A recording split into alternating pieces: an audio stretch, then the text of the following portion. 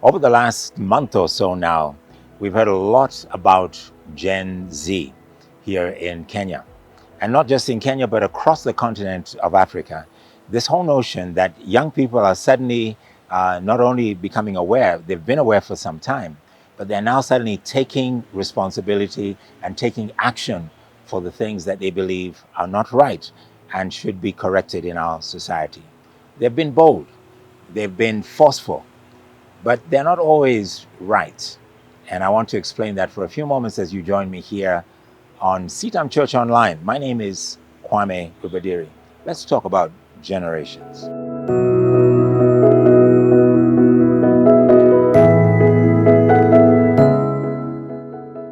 All of a sudden, over the last 4 months now, a lot of people are becoming aware not only of their age, but the generation to which they belong.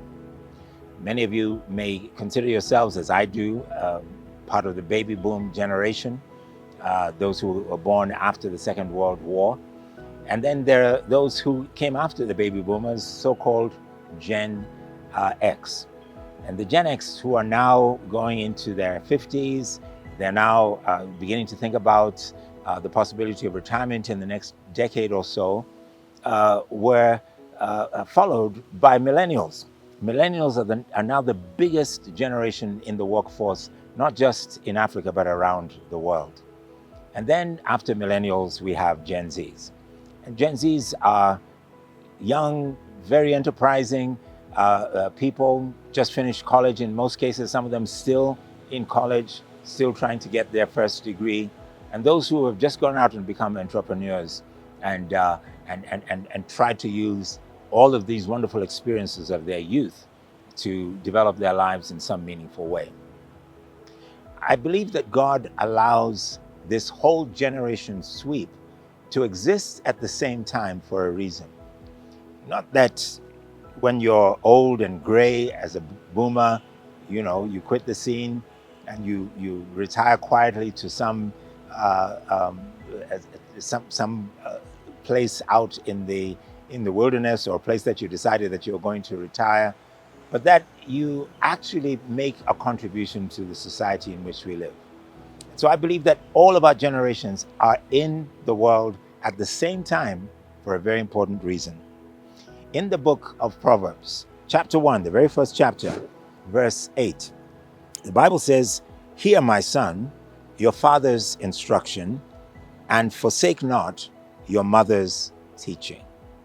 For they are a graceful garland or a graceful crown on your head, and pennants or necklaces around your neck."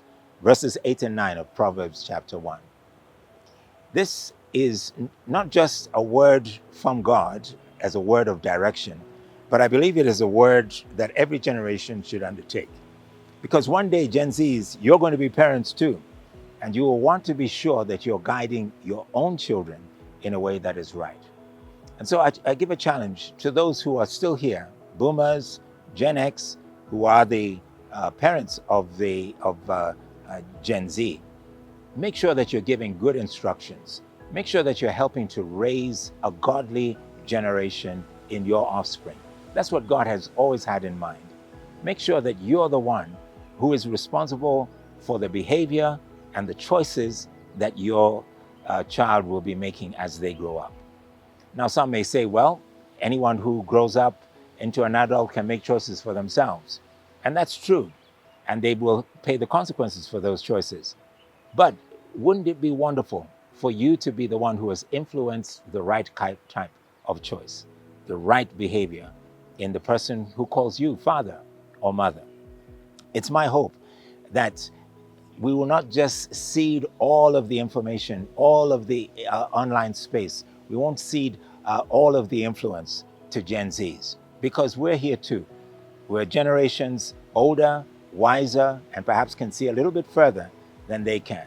We need to speak godly instruction into their lives. And I challenge those who are older than the Gen Zs to be part of the process of training. And I challenge the Gen Zs, like the Bible says, pay attention to your father and mother.